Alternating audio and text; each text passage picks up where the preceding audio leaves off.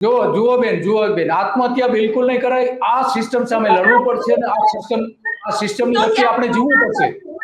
નહીં, આત્મહત્યાની બિલકુલ એ તમે વાત નહીં કરો. તમારે લડવાનું છે.